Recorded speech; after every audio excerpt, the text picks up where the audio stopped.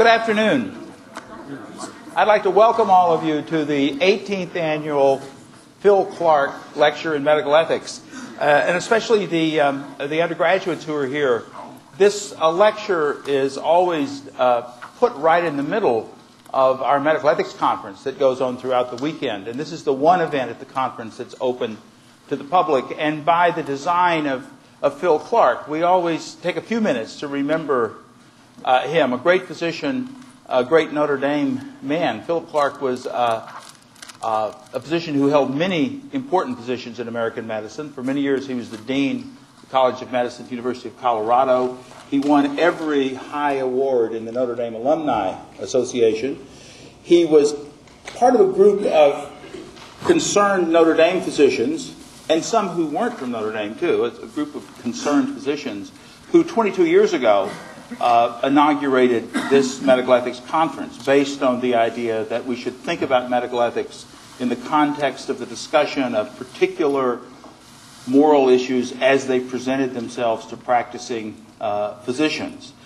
3 years after the conference was begun, Phil Clarke endowed this lecture each year, and he wanted a lecture on medical ethics given by an eminent figure in the field who would be charged to talk about medical ethics in a way that could communicate to the undergraduate, especially pre-medical students at the University of Notre Dame, and the larger community. In the 18 years since this series was initiated, we have had many of the most preeminent figures in contemporary bioethics lecture in this series, and we continue that today. Many of our former lecturers are in the room today with us.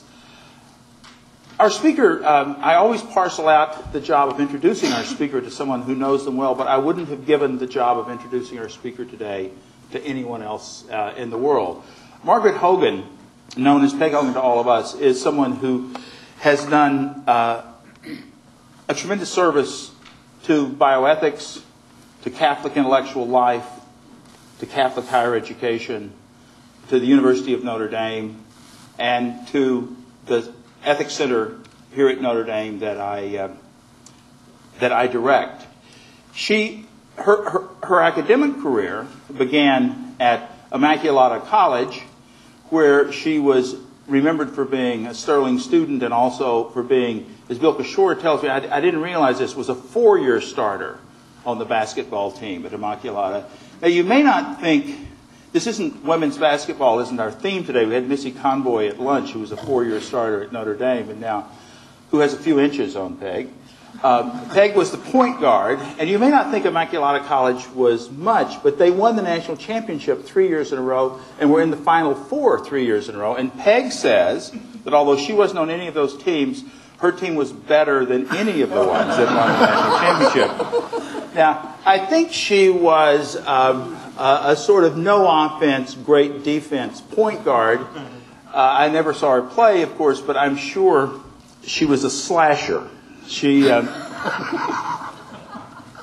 Immaculata, she went to med school where she fell in love with the wonderful Tom Hogan, and after a year at Temple Medical School, dropped out to have a few children along the way, picking up a master's degree in philosophy at Fordham. She is the mother of 6, and this is important in her case. She has the mother of 6 children. Anik, who's here, a third-year medical student. I remember talking to Peg recently about 2 of her sons, one of whom was flying jet planes off a carrier right off of Iraq, and another who was reforming Catholic secondary education in the city of Omaha and lots of other places. And that's only the beginning of the accomplishments of her talented children. She, in the midst of raising children and running Wisconsin Right to Life through the 1970s and 80s, she wandered back to Marquette, where she finished a PhD in philosophy, and has had a remarkable career. For women academics of my age, many careers take lots of ups and downs, and Peg's is one of the most wonderful ones. Getting a PhD at Marquette, she moved to King's College, a CSC college in Pennsylvania, where she was chairman of the philosophy department, and also founded a splendid ethics center, again, that many of us in this room spoke at, which invigorated the intellectual life of that university. My personal debt to her, which is too great even to try to summarize here, but partly involves the first year we founded the Notre Dame Center for Ethics and Culture 9 years ago. Peg managed to get a leave from King's College, and she was our first visiting fellow and is responsible for almost everything good that we've done at the Ethics Center, certainly structurally from the beginning. She taught me things that I certainly didn't know that I needed to learn about how to run an academic center. I would like to say that her present position, where she's the McNerney Hansen Chair of Philosophy at the University of Portland and the director of the Garaventa Ethics Center at the University of Portland, I like to say she stole a lot of ideas from our center to start the Garaventa Center. But since they were her ideas in the first place that I stole to start this center, there's a kind of problem there. She is putting together programs on the West Coast in ethics and public affairs and medical ethics, and she's revitalizing faculty and student life at the University of Portland, again, a sister CS school of ours, in ways that are really remarkable. Her scholarly work ranges over a wide field. She's best known for her 2 books on the family. Her first book, Finality in Marriage. Her second book, Marriage as a Relationship, Real and Rational. She has served on many high-level committees having to do with medical ethics, especially in the Catholic world, over the last decade and a half. Appeared at conferences like this and given advice to lots of institutions that are developing programs that have made the world of medical ethics a much more humane world than it has been in other parts of the discipline. I mentioned that she was, during those days when the spirit of Roe v. Wade was sort of getting its icy grip on our culture in the 70s and 80s, she was active in the Right to Life movement in the state of Wisconsin while the kids were coming and the dissertation was being written. And she has continued this interest, passionate interest in life issues. She's a very good friend to many of us in this room. Many of us owe her debts of all different sorts, and we are proud, almost beyond words, to welcome her today as our 18th Phil Clarke lecturer speaking on bioethics, Gordian knot. Professor Margaret Hogan.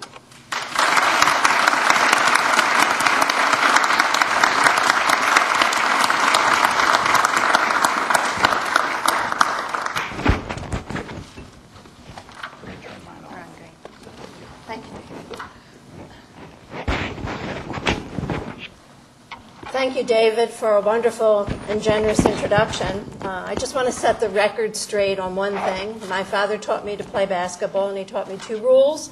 One was never take the ball out of bounds, and the second was never pass when you have the shot. So it wasn't defense that brought me my starting position, but rather offense. First, I'd like to acknowledge the Clarke family and Phil Clarke.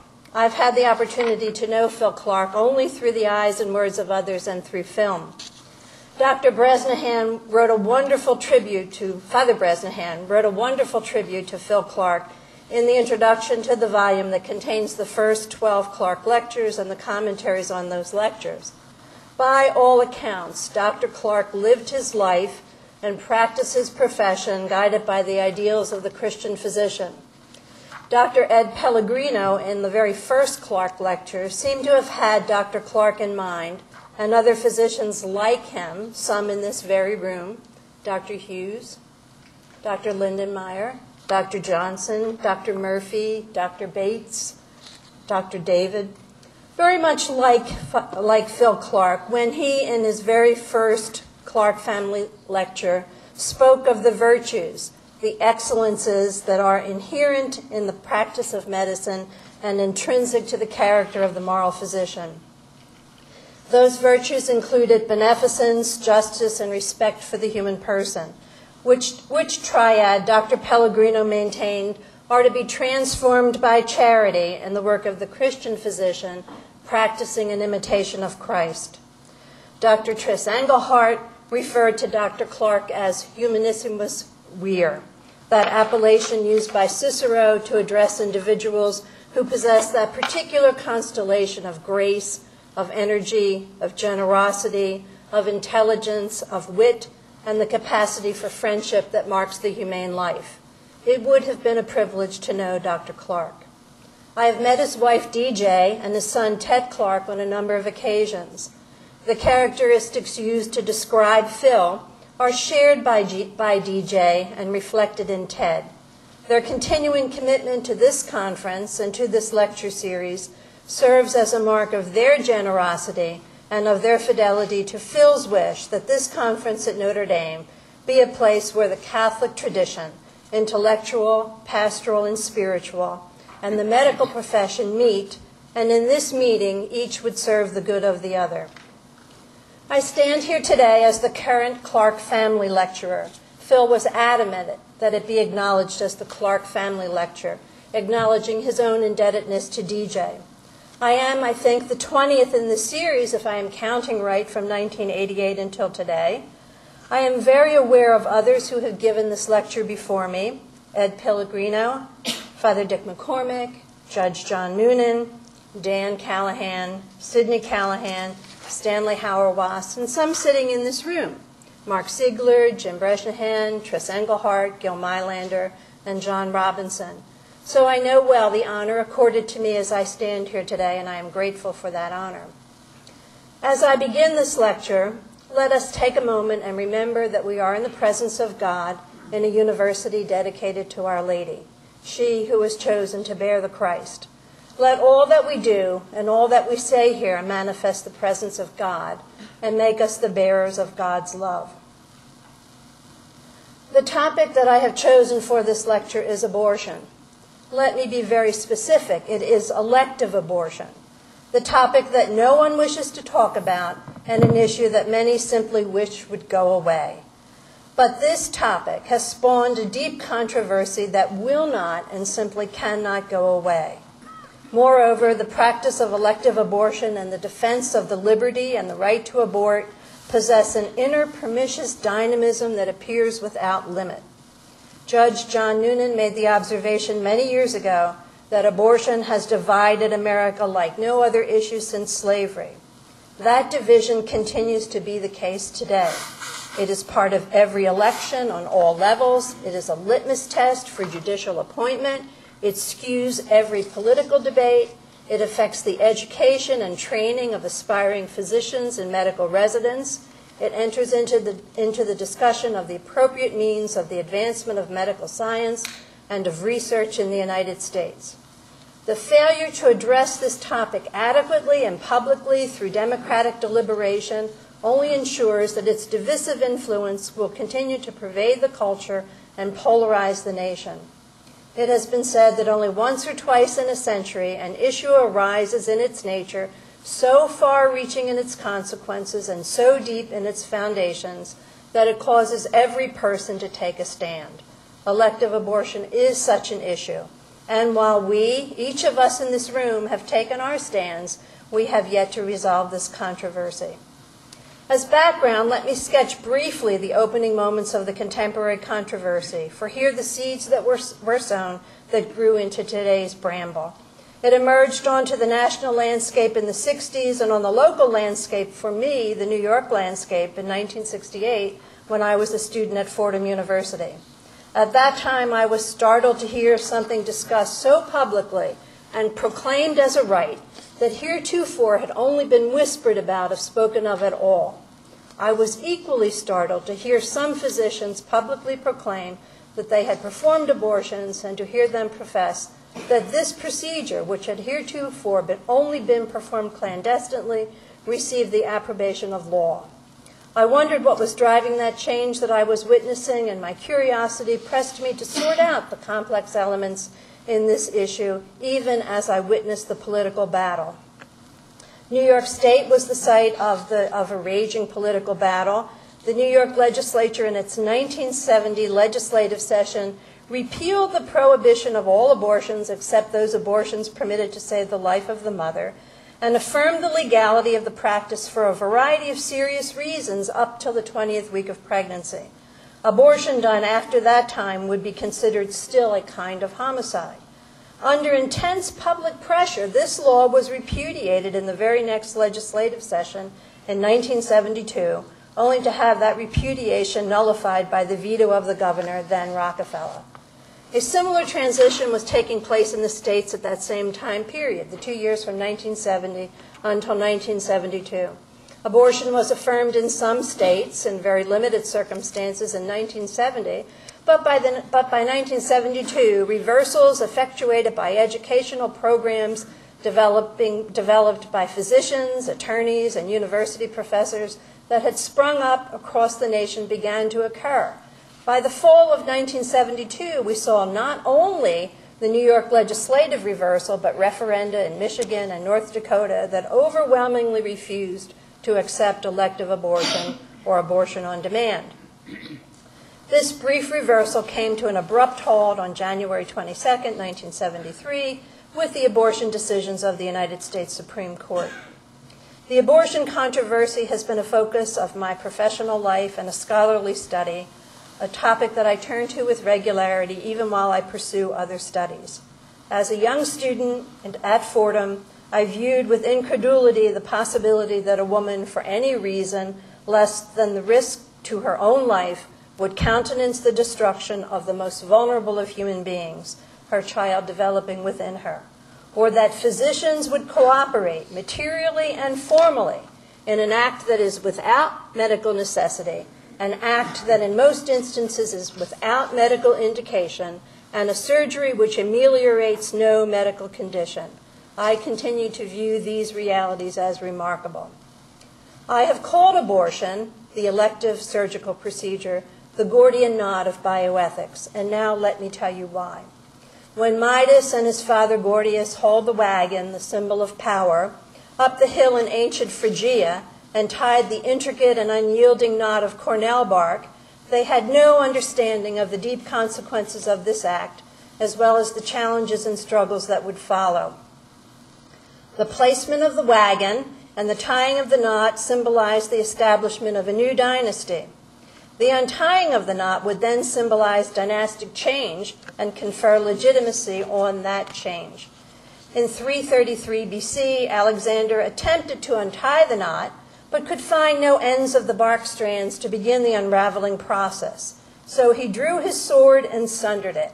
A new dynasty had been boldly declared. The contemporary Gordian knot, tied by a set of Supreme Court decisions, Roe v. Wade and Doe v. Bolton, similarly signaled change, a cultural change with sweeping consequences. The decisions were rendered as a seeming compromise, a way of brokering competing claims to protect a rising consciousness of the right of women to be free to develop their potential. Like the knot tying in ancient Phrygia, what seemed so simple an act in its judicial declaration had serious and far-reaching consequences. The knot was intricately woven of bonds fashioned and tightened by a set of claims, liberty claims and equality claims, enunciated by a regnant liberal philosophy and sustained by judicial decree. The knot was reinforced by practices by some in the medical profession and practices by many women who chose abortion. The initial judicial ruling and subsequent ruling had consequences, including the rendering invisible of the human being developing within the body of the pregnant woman. Considered simply as the product of conception, or considered simply by reference to the condition of the woman, her pregnancy, it could be removed from the body of the woman, or her pregnancy could be terminated at her request. Subsequently, this nascent human life became manipulable and accessible, first as fetal tissue and later as embryonic tissue as possible material for harvest and the use of its stem cells.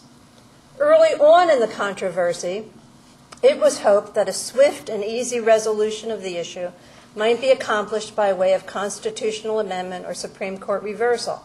But the sundering of this Gordian knot would find no such easy Alexandrine solution to unloose its hold on the American culture. So the obdurate polarization of the nation continues. And while the battle that is being waged over abortion has been cloaked as a pristine, intellectual, victimless engagement of ideas, it is a bloody battle that has taken many lives and left many scars. If we are going to untie this knot, so tightly tied and woven, we need to find the ends of the cords, the ends that Alexander could not find, and begin the slow and difficult process of the unraveling. And in this unraveling, bring about a transition of culture. Let me identify just 4 of those ends and their cords. The task of a careful scrutiny of the entire issue would certainly take considerably more time than we have this afternoon. Okay, so let me just identify 4 of those ideas, and they are a particular postmodern philosophy, a particular legal theory, a particular kind of feminism, and a particular form of ignorance, sometimes willed ignorance, as to the object of abortion. The first 3 form cultural backdrop. The 4th goes to the heart of the matter. Together they form the set of ideas that marks a particularly powerful reign or dynasty, what Pope John Paul II referred to as a culture of death. They must each be corrected if there is to be in place a new dynasty, a culture of life. Of course, a transition in the ideas and power in a culture is only part of the change that must be accomplished. There must be changes of heart, and there must be changes of practices also. But the transition in ideas is necessary for 2 reasons. First, ideas form the cultural surround that is perceived as law. And as we know from moral development theory, most people form moral judgments and make decisions rooted in their perception of the law. Second, the heart must be informed by ideas, lest compassion overwhelm reason. I would recommend to, especially the young people in this room, to read the book by Bruno Bettelheim, The Informed Heart. So let me now attend these 4 chords briefly and indicate the elements of the chords that must be grasped if the unraveling is to be possible. First, in philosophy. The shift into the postmodern period with its canonization of autonomy, something that we talked about in an earlier session, and its deliberate disregard for the basic structures of the natural world constructed a moral matrix marked with the following claims. A thick morality cannot be discovered. Human beings are moral strangers. Negotiation is the only way to secure a general moral framework, and only human beings who are autonomous, that is, fully developed, rational, and self-conscious, are persons, and hence appropriate parties to the peaceful negotiation of a morality to guide moral strangers. In regard to this last, these notions of autonomy and personhood, it is claimed that personhood is a matter of accomplishment, that only persons are bearers of rights, including the right to life, and human non-persons are vulnerable. That is, their lives may be taken when their destruction serves the good of other human persons. This last, the separation of the notion of person from the notion of human being, a separation so slight that it often occurs without notice, is a convenient place to mark the transition from the domain of moral philosophy to the realm of law and jurisprudence. It is but one of several significant elements here that converge to permit the fashioning of the abortion cases. The notion of person, as used here, is a juristic conception, sometimes called a juristic or legal fiction. In the social engineering model of the role of law, developed by legal theorists in the 20th century, person simply designates that some entity is a bearer of rights, and rights, as defined functionally, are interests that the government should protect. Now, the history of the notion of person in the United States has generally been one of progressive expansion and inclusion. Various classes of human beings have been included, not without legal battle, within the ambit of the juristic notion of person, and accorded rights before the bar of the law. In the founding of our nation, only male white property holders had standing in the law and the status of persons. Over time, other groups of human beings, former slaves, indigenous people, even women, were included and numbered as persons in the law. The recognition of personhood seemed firmly rooted in humanity. Of course, history is marked not only by progress, a myth carried over from the Enlightenment, but also by regression. History has witnessed the removal of the status of person, and hence the removal of standing in the law from particular individuals and from particular groups of individuals, which resulted in their subsequent destruction. The great isms of the 20th century, under a variety of names, fascism, communism, and Nazism, provide witness to the use of this legal tool to exterminate millions in order to fashion a respective utopia. Marianne Glendon observed in a recent article that the use of this notion of person tells the story of the history of a nation. From the earliest moments in the contemporary abortion controversy, a clash of jurisprudence was evident in this distinction of person and human being. Robert Byrne, a law professor at Fordham, was appointed guardian ad litem for the unborn in the womb in order to protect their right to life in the face of impending abortion. Judge Robert Breedel granted that the unborn in the womb are human and are unquestionably alive, but they are not persons. It is not true, he said, that the legal order corresponds to the natural order. Judge Adrian Burke argued the opposing position. Judge Burke averred that the inalienable liberties precede the state and arise from a source superior to the state. The state cannot deny these by classifying a group of living beings as fit subjects for their annihilation. This latter position, Burke's position, affirms that the rights afforded constitutional protection are rooted in and premised on our humanity. Rights flow from our human nature. The former, Breedel's position, roots constitutional protection in the government as the grantor of legal status. Breedel's position would prevail that day and would signal transition and the immediate future direction of the abortion jurisprudence.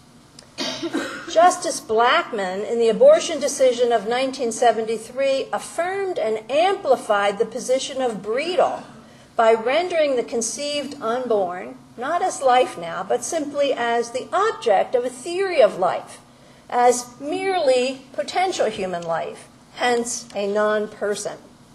Having negated the reality of the conceived unborn, except inasmuch as its existence has to be acknowledged for the performance of the surgery, Justice Blackmun proclaimed a right and a liberty for the carrier of the conceived unborn to abortion and turned the attention of the state solely to her protection. Legal theory was set adrift from its moorings in human nature. The state, once conceived as the protector of rights held by human beings prior to the government, became the determiner of personhood, which now made possible the exclusion of a class of human beings and rendered them susceptible to being killed. Now let me turn my attention to feminism for just a moment. The modern feminist movement in the United States has had three moments. The first, beginning with people like Abigail Adams, pressed for the participation of women in the political process and after an arduous battle met success. The second moment pressed for educational opportunities for women and admission of women to the professions, medicine, law, the professoriate, and it too met with some success, else I would not be here this afternoon. The third moment witnessed the split of the feminist movement and hindered its forward progress. The split was between those feminists who demanded the liberty of abortion and those feminists who considered the right to abort as a new form of oppression of the vulnerable by a rising, powerful class. Among the claims made on the side of some women to advance the cause of abortion are the following: that she should have the right to control of her body, her right of autonomy and choice in the attainment of personal responsibility, the moral right of women to full social equality, the right of women to self-determination, and the very American-sounding freedom to choose. Note the limited focus of these claims on the right of the woman, her intentions, and her circumstances. But what of the object of the act? What of the entity to be aborted? What is its nature that it permits it no standing in the law? For surely the assessment of an act as a right of a woman, as a fundamental constitutional right, or as an appropriate moral choice requires the examination of the object of the act. So here is the hinge issue, the reality of the conceived unborn. To fail deliberately to attend the object of the act is to choose ignorance of the object of the act. It is to avert our gaze. It is to set ourselves against seeing the object. It is to deliberately exclude evidence. And it is at the same time to choose to treat women as if they cannot and are not moral agents. To attend the reality of this procedure requires the examination of the empirical facts about this entity and the translation of those facts into an adequate metaphysics. Only once this is accomplished will there follow an appropriate feminism, an appropriate grounded jurisprudence, and a moral theory rooted in a deeper understanding of the basic structures of human life. The pertinent information from the empirical sciences about this entity is not information regarding the cosmological origin of life or even that regarding the phylogenetic origin of human life. It is information regarding the ontogenetic beginning and unfolding of an individual human life. It is information regarding its present reality and the future possibilities that reside in that present reality.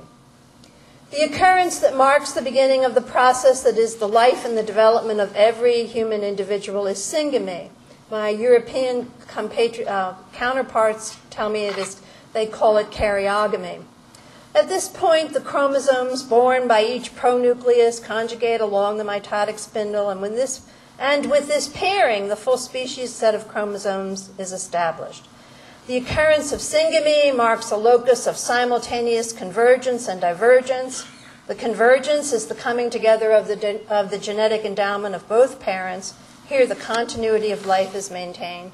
The divergence is not simply discontinuity between parent and offspring because of genetic uniqueness, but also discontinuity because of inner unity and separateness from others of this de novo being.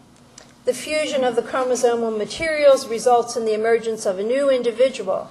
This point has been designated the ontogenetic 0 point of development in the life of the individual. And I take this language from Carmichael's famous work. The ontogenetic 0 point of behavior is in the future, the beginning of neuromuscular activity commencing about 8 weeks, according to the famous Davenport-Hooker studies. Behavior is dependent upon prior structural growth, which is genetically determined. The structural growth is such that it may be said to anticipate and determine subsequent behavioral expression. There are stages of development, but they are continuous and they are organized in a specific and upward direction. Embryology texts describe these stages in the following, and I know that many of you have had one, some of us 2 courses in embryology. So this language and the wonder of the development at this particular time is something that we're all familiar with. I quote here from embryology text, terms designating stages of development are convenient in discussing the progress of events and the relative uniformity, which has gradually been established in their uses, is of great aid in mutual understanding. It must, however, be borne in mind that the delimitation of stages is purely arbitrary, for one stage merges into another without any real point of demarcation. And I know many of you have watched that in the lab in the development of animals. Subsequent stages of development continue at a slower pace. The organs increase in complexity, and behavior matures in the direction following organ maturation in correspondence to Carmichael's law of anticipatory function. In summary, the process's morphological growth and subsequent behavioral growth as products of genetic encoding at work in an environment that is normal for the species. Self-generating developmental stage succeeds each and another in a genetically determined manner. This self-actualization of the human being, however, is not limited to its biological determination. Renowned psychologist Abraham Maslow described the same process of self-actualization in regard to those characteristics which are considered human psychological perfections. The life of the individual Maslow described as a process that presses toward actualization of psychological potentialities that are inherent in the very constitution of individual human beings. Maslow says, and I quote, "Man demonstrates in his own nature a pressure toward fuller and fuller being, more and more perfect actualization of humanness. Man is ultimately not molded or shaped into humanness or taught to be human. The role of the environment is ultimately to permit him or her, or help him or her, to develop his or her potentialities, not its potentialities. The environment does not supply the potentialities and capacities. The human being has them in inchoate or embryonic form, just as the human being has embryonic arms and legs." Maslow says, creativeness, spontaneity, selfhood, authenticity, caring for others, being able to love, yearning for truth are embryonic potentialities belonging to his species membership, just as our arms and legs and brain and Maslow.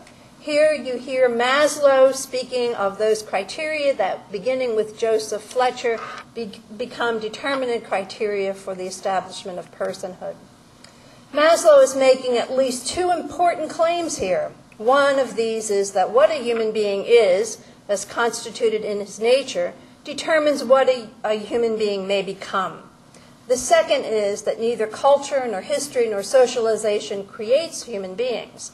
These environmental factors may function to inhibit or encourage the actualization of psychological potentialities. According to Maslow, what a human being is and what a human being could be exist simultaneously. He says potentialities not only will be or could be, they are. These empirical facts, then, from embryology and developmental psychology provide evidence and provide a moral matrix to guide the explication of a metaphysics adequate to the reality. And it is necessary here to turn to metaphysics because the concepts of metaphysics are central to this discussion. An adequate metaphysics provides the corrective for the erroneous language that has become coin in the culture, coin that was the language of found in Justice Blackmun, the language of potential human being, or merely potential human being. Any explanation of the present reality of any developmental stage must convey the fact neither of nothing nor of completed being. The conceptus is neither a potential human being nor a fully accomplished human being. It exists as a present reality, a being in act. And in the act of this being, there are potentialities directed toward a particular perfection, the goal established by the genotype. The notions of act and potency, whose pedigrees reach back into antiquity's account of change, are sufficient with appropriate distinction and development to delineate the reality at hand. Since potentiality is the problematic issue, it will be developed, but developed briefly. So here I ask your patience for a brief incursion into metaphysics, and if you wanted to check out for a couple minutes, this would probably be the place to do it. But there are just four notions that I want to develop here. One is the distinction between potencies as active and passive. The second is the notions of constitution and tendency as determinants of active potency. The third is the difference between tendencies as specific and natural. And finally, the characterization of potencies as a function of time, as remote and proximate. So the first distinction is between potencies as passive and active. Passive potency accounts for a being having the capacity to receive a modification, but the agency of a modification is an external agent. For example, at this particular moment in the history of our nation, depending on your political proclivities, Barack Obama and Hillary Clinton have a passive potency to be president of the United States, or John McCain, or Mitt Romney. I'm not sure if someone who's affirming marriage while being thrice married will have the same passive potency. But nonetheless, in order to move to become president of the United States, it's some external agency that has to bring that about. That is, the people of the United States acting in through our electoral college would bring that about. So it's an external agent that requires this actualization. But in an active potency, a being goes from not acting to acting, and it is also itself the agent of the act. The zygote becomes the embryo becomes the fetus becomes the child by developing its potentialities. It does not receive these potentialities from an external agent. There are two distinct factors that are required to understand active potency. They are constitution and tendency.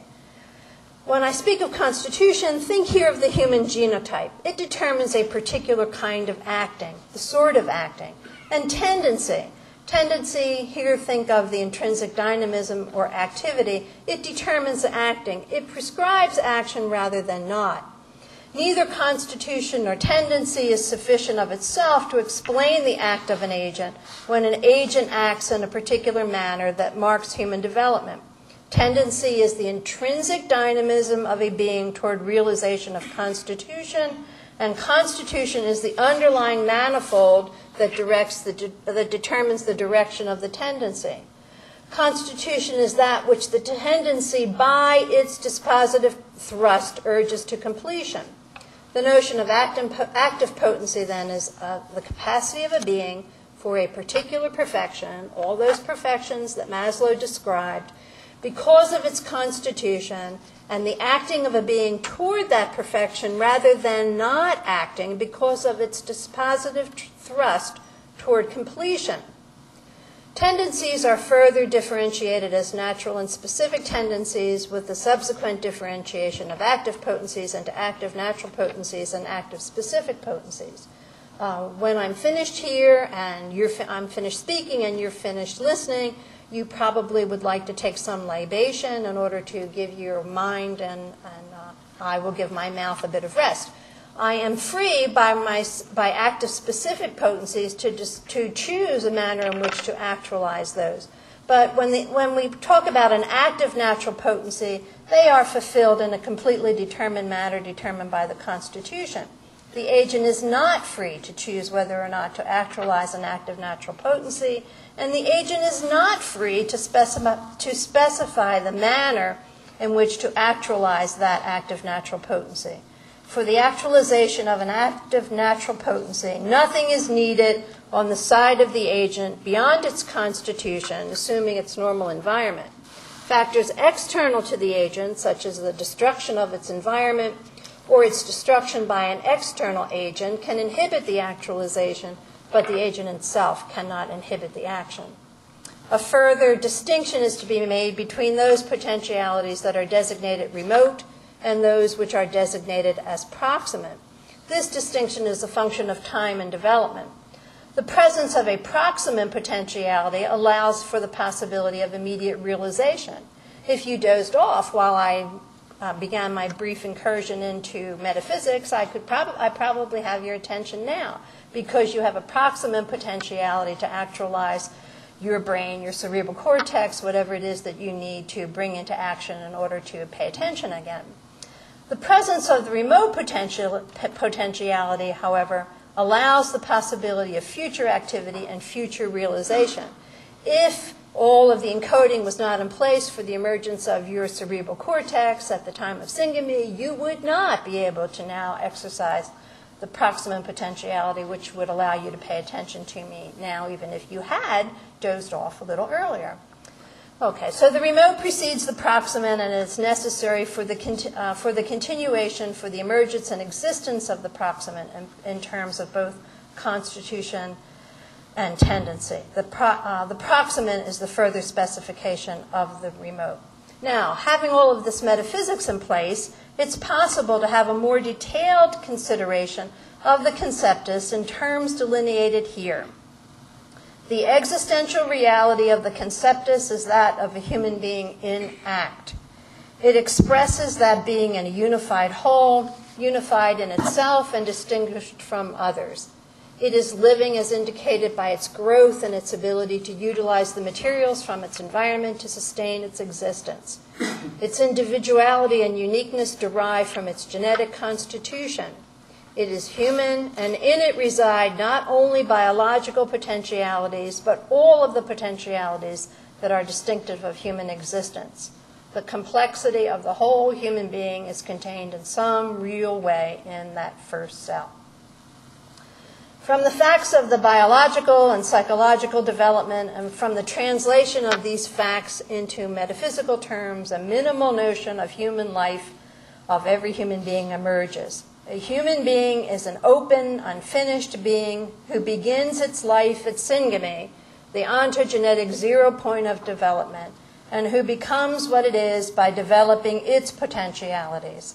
The becoming, which is described in various stages, is a time-conditioned unfolding of the possibilities given at syngamy. Now, if what I have described is the case, then the conceived but unborn human being must be acknowledged as a human being with potential, not a potential human being, and not a merely potential human being. And as a human being with potential, its rights must enter into competition of competing rights, those articulated by feminism, by law, and by philosophy. The conceived unborn is another. It is another human being. An adequate feminism, an adequate jurisprudence, an adequate moral theory requires that attention be directed to this human being too. If what I have described is the case, then we must acknowledge the condition of pregnancy as a kind of unique human relationship. A relationship in which two human beings exist as really related to each other physically and morally. It is the first instance and the paradigmatic expression of human life.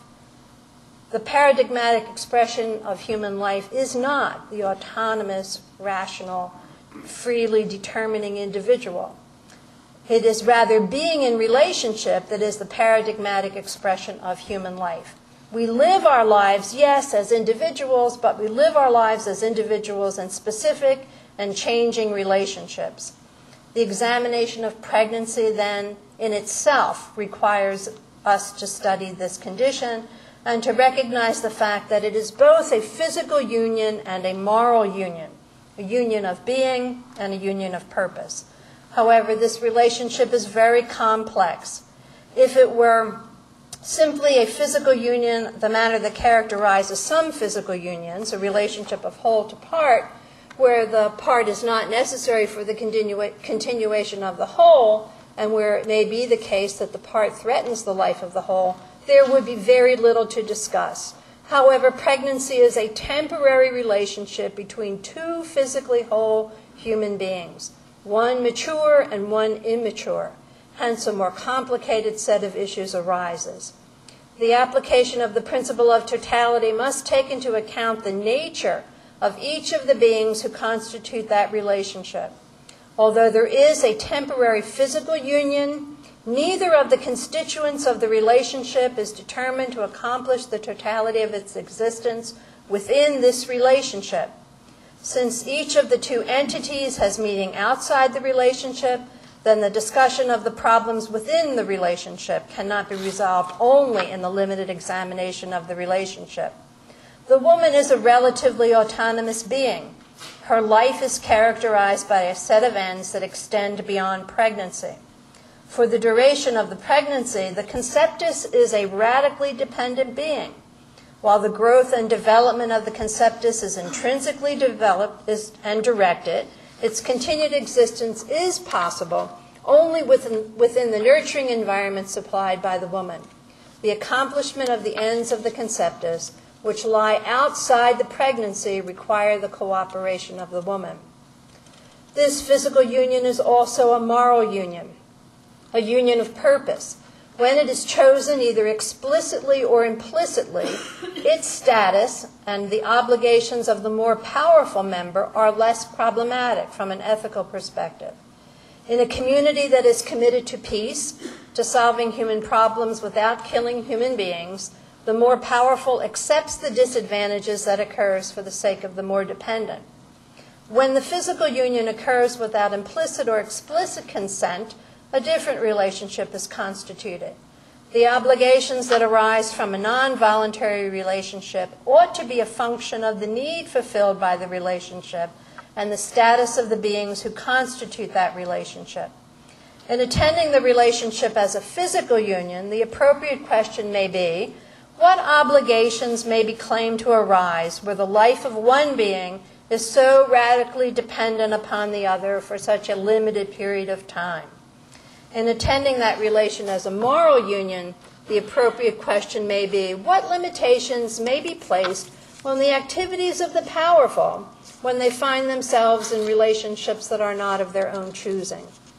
A thoughtful and thought-provoking response, and yet perhaps countercultural at this particular moment in our history, to both of these questions was proffered by Hans Jonas at the beginning of the contemporary era of bioethics with the words, utter helplessness demands utter protection.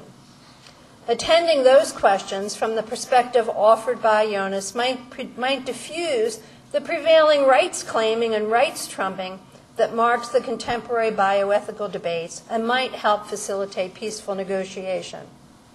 The understanding of human lives as woven in relationships gives substance to our obligations.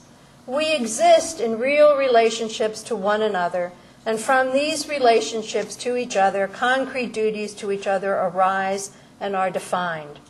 These relationships limit and structure the activity of willing.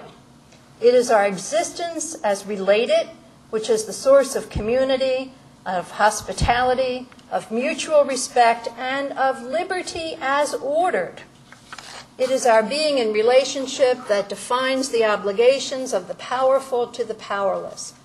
It is the special privilege of women to witness this relational aspect of human life. It is the task of women to voice this claim, to speak for the unborn and to speak for its rights. For it is in this same voice that women speak for and stand with other women. Having established that human life begins at syngamy, and having established that human life is lived in various degrees of dependency and autonomy, the residual question is that of its right to life as a juristic right, the question of personhood. These notions of rights and persons are complex issues in philosophy of law. The notion of person as a bearer of rights is a notion that is rooted in the capacities of human beings. Other entities are considered persons only to the degree that their activities mimic persons, for example, corporations, or if the body politic chooses to extend the protection of person as an endangered species. A society that intends justice includes as a minimum every human being under this juristic notion of person. The term rights is neither a clear nor univocal notion. Rights have been defined as freedom from someone or something, or freedom to do or refrain from doing. Some rights are considered fundamental, some are derivative, some are negative, and some are positive. But there is a distinctive feature of rights in the juristic sense is that while human beings are bearers of rights, the law, the government, protects the exercise of these rights at various stages in life. Before the law, rights are a function of the ability of human beings to exercise particular capacities. For example, the right to consummate a contract receives legal approbation when a human being is able to exercise that right, usually in having attained a particular age. The right to marry or establish a family, a natural right of the natural social institution of family, is accorded legal protection at that time in the life of human beings when they are able to exercise that right. Likewise, the right to life of an individual human being should come into existence as a juristic right and should be protected in the law when a human being begins to live. Since a human being becomes and lives at syngamy, its legal right to life ought to come into existence at that time. Juristic rights, rights recognized in the law, should come into existence at appropriate times in the various stages of self-actualization of human beings. An adequate philosophy to guide the negotiation and maintenance of a possible peaceful human community would require the recognition and protection of all members of the human community. since human life, as a human being in act with particular potentialities, begins its life trajectory at syngamy, its right to life as a juristic life ought to commence at that time. Hence, this being ought not to be destroyed unless the continuation of its existence directly threatens the continuation of the life of another human being. The reality of human life is that we are dependent creatures, dependent in the most absolute and radical way for our existence and for the continuation of our existence, first upon God and then upon each other. This realization forces us to recognize that we have our being in this world as being in relation, related to God and related to each other. An examination of human lives as that of dependent creatures embedded in relationships suggests the following. Autonomy is always a limited accomplishment achieved over time, if at all, and achieved only after a long period of dependency and often followed by the expectation of another period of dependency. Living the rich human life often places human beings in asymmetrical relationships of varying degrees of dependency throughout life. Autonomy is always limited, constrained by the relationships which define one's life. Relationships to others oftentimes requires our acceptance of disadvantage for the sake of the other. Let me remind you, as I bring this lecture to closure, of its limited scope. That is to take just 4 chord ends, 4 ideas, a regnant philosophy, a regnant jurisprudence, a particular form of feminism, and a particular form of willed ignorance that contributed to the constellation of ideas that tied the Gordian knot that signifies our contemporary culture. The articulation of these ideas, the indication of their inadequacy, and the framing of a more adequate notion is but part of the task at hand. Another part of the task is the essential work of building the culture of life. To build this culture requires our engagement in the intellectual controversies of our time. If we think we hold the truth, and we name God truth, we ought to fear no pursuit of knowledge. To build this culture requires our participation in the deliberations of the democracy and of its political processes. Those who hold religious beliefs should be in the public square.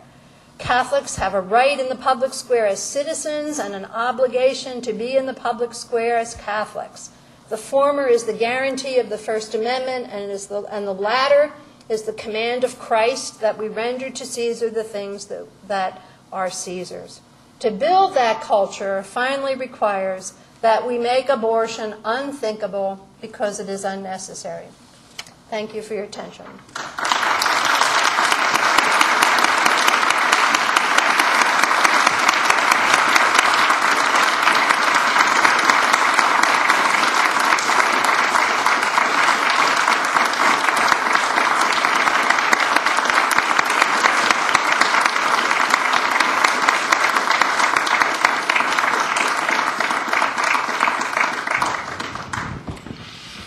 I said she was a slasher, so we have a few minutes for discussion before we turn to the reception outside. Thank you very much, Peg. Tris. Let me begin by thanking you for a rich and engaging presentation. Forgive me, I'm going to try to relocate most of it in your introductory and concluding remarks.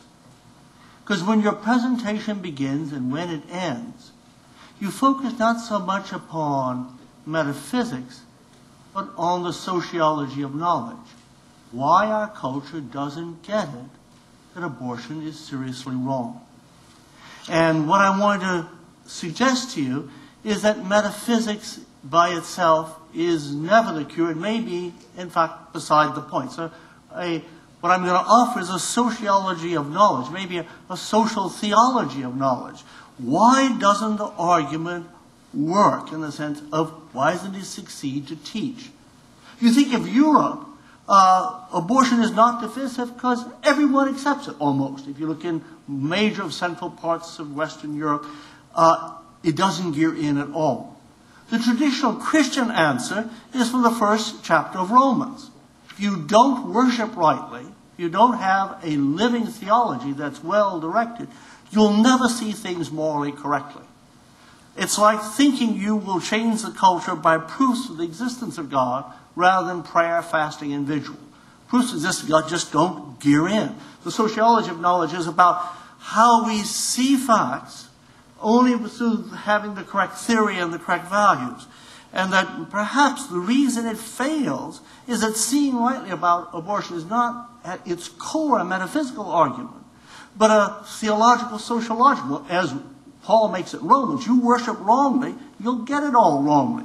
I mean, the pagan world not only accepted abortion, it accepted homosexual relations, it accepted infanticide.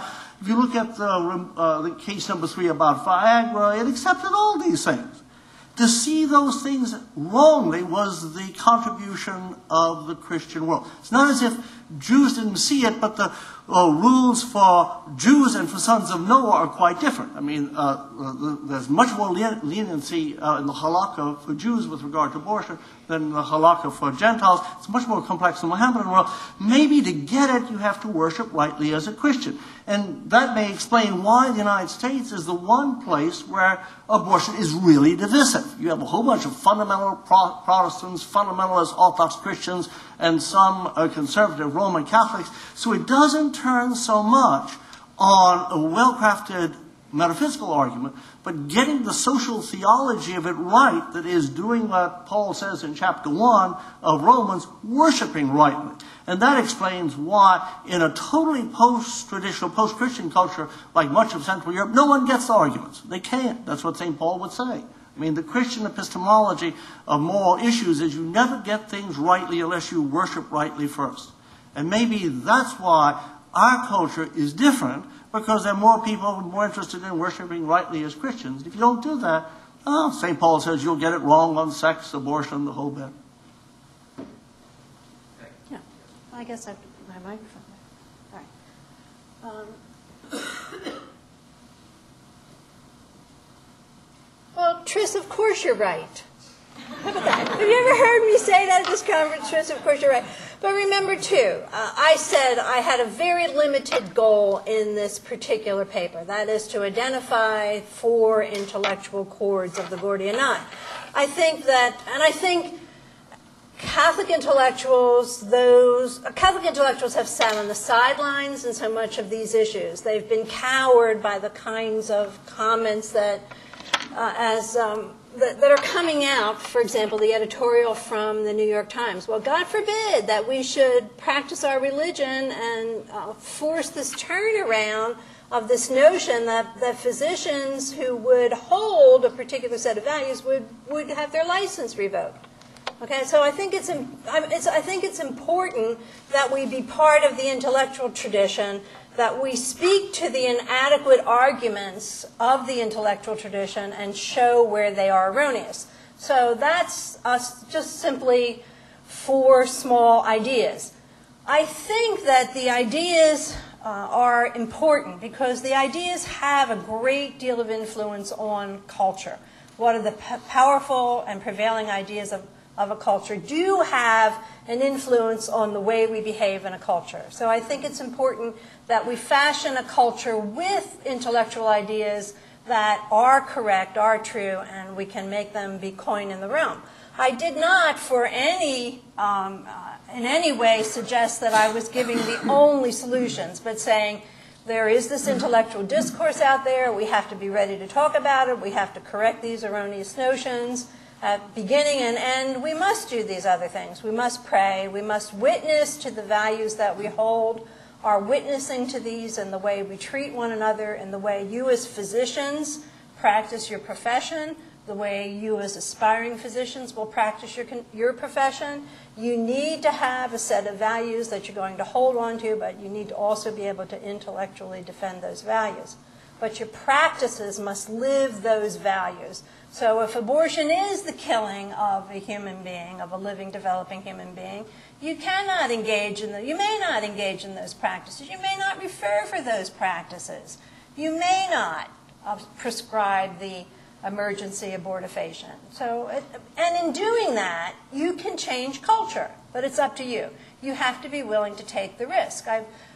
So they say there are only a few of us. Well, I suspect there are more than a few of us. But remember, in the very beginning, there were only 12, and one of those was a traitor. So, I mean, we can do things, even though we are small in number, to change a culture. Thank you. Tricia, you have a quick response. I mean, my point was that you change a culture by changing worship, not changing arguments. Just a little footnote.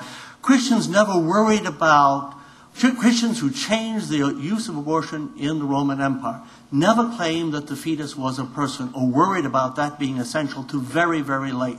That comes up only with Theodoret and Augustine. The early church said it was simply prohibited. And it reflected here the halakha for Gentiles, where it says a Gentile who sheds the blood of an embryo, in not holding that it was necessarily in soul, offends God. And so the big example of the change in culture happened with Christians when Christians never thought the argument about abortion turned essential on whether the fetus was ensouled. It's just an interesting historical remark.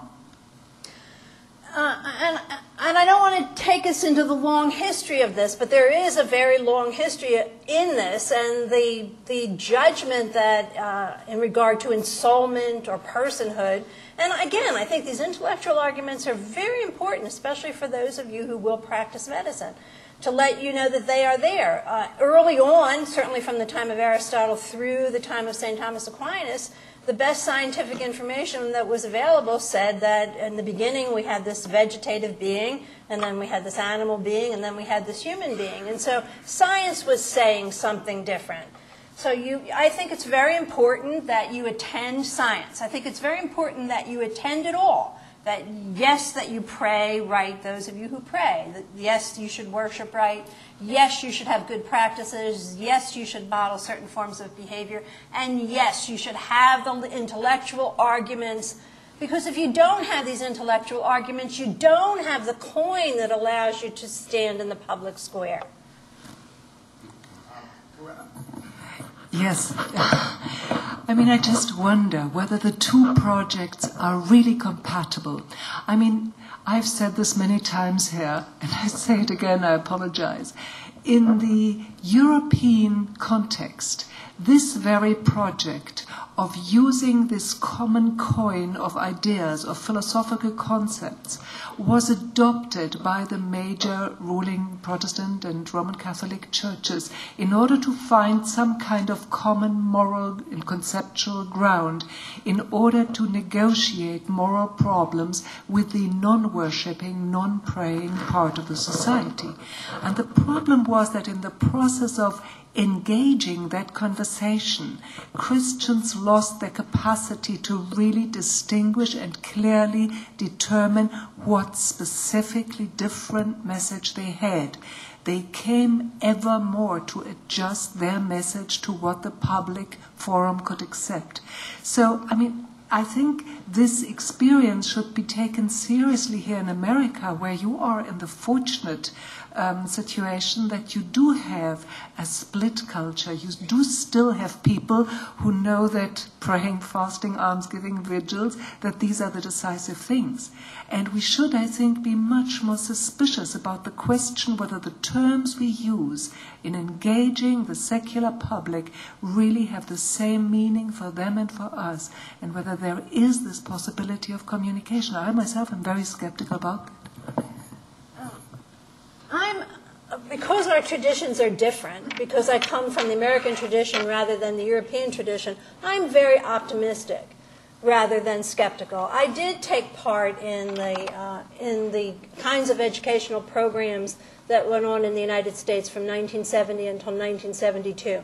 My experience there was that once the people understood the issues, they understood the whole issue. They understood it that we were not talking about a religious issue, but rather we were talking about a civil rights issue.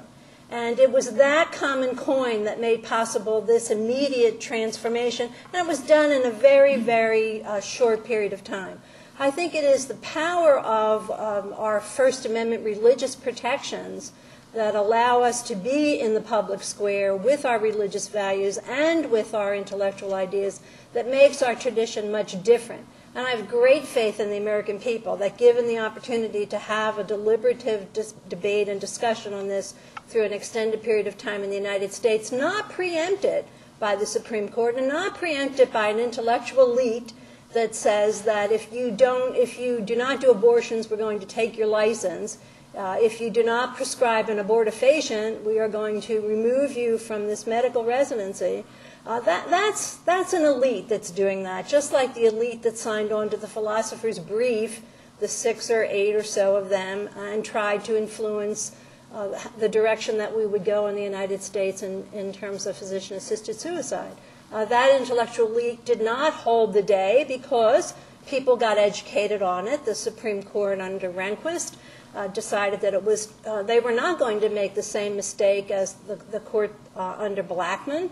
And so I have great optimism in the American people, in their openness to understand an argument, and their openness to allow the expression of religious values in the nation. Gil Mylander.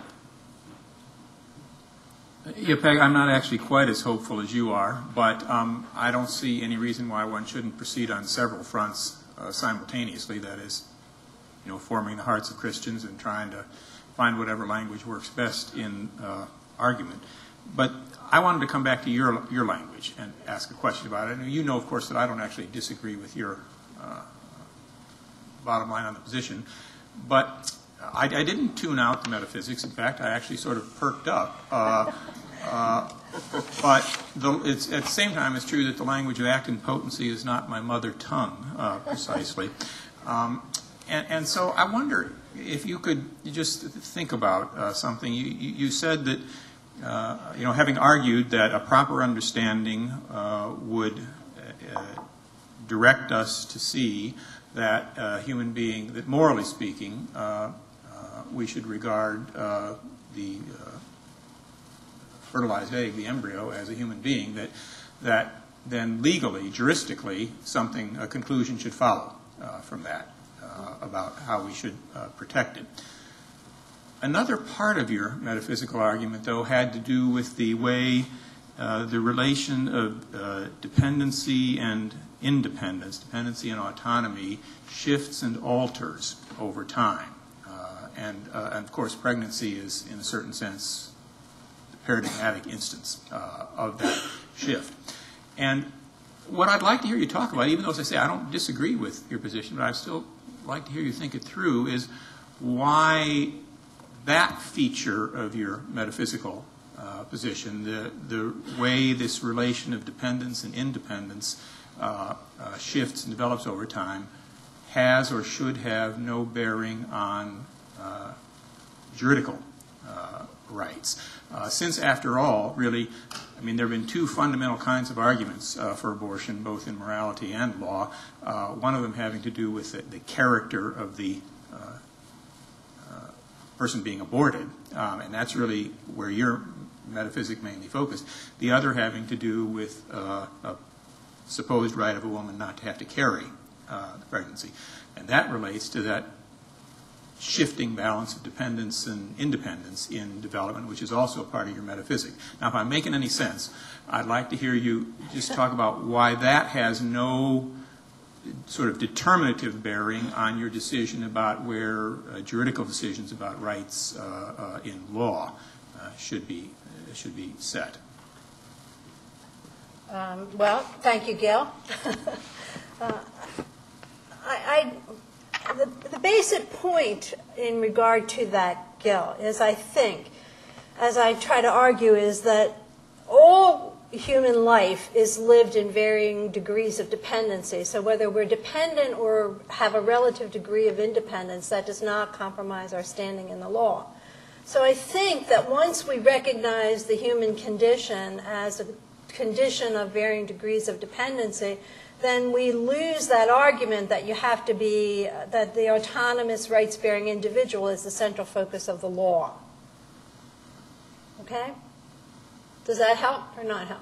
Well, we can talk about it more, but later.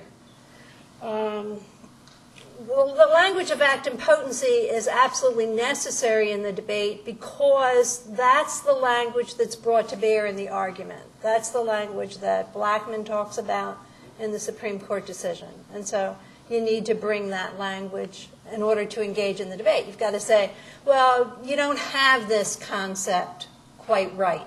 In order to get this concept quite right, you need to develop the notion of potentiality more explicitly than not. There's still the peculiarity, and I may not even understand right, and I may simply be wrong, which is quite possible here. But you use what seems to me the true claim that, in a sense, we always exist in some state of relative dependence and relative independence. You use that to argue then for a position that suggests that we should regard that embryo and fetus and so forth as a kind of independent agent under the law, ignoring the differences in dependence at different stages along the way. You see, I mean, that's the way you use it. Now, as I say, I don't actually disagree with where you're heading, but I'd still like to see it thought through there. Right, right, okay. Now, all right, I expressed the part. I think the part that I expressed was the part that I said that various rights get protection in the law as you're able to exercise those rights. And so there is this trajectory of the recognition of juristic rights. And so the right to life should be recognized in the law when life begins. Okay, that's the point that I made. Okay, so that's where the right to life as a juristic right comes in. It comes in when life begins. When does life begin? Well, life begins when science tells us life begins. Okay? So as a juristic right, the juristic rights come into existence at various times in the human life trajectory. Okay, that is those rights now which will be enunciated and explicated in the law and protected by the law. Okay, so this one should start when life begins as a juristic right. We have time for one more brief question. Yeah. Just very brief. Peggy just said that life begins when science tells us life begins. Part of the willful ignorance surrounding this issue is the claim by doctors, scientists, politicians, and judges that we don't know when human life begins. This claim is just a lie. Well, and you're right, Bill. And I think anybody who has studied biology, anybody who has studied embryology, you're all quite aware of when life begins, that there's a particular moment where you have this distinct being that comes into existence which did not exist before as a distinct human being. We have a sumptuous reception right outside the door here, and dinner is at 6 o'clock, and I hope you will join me.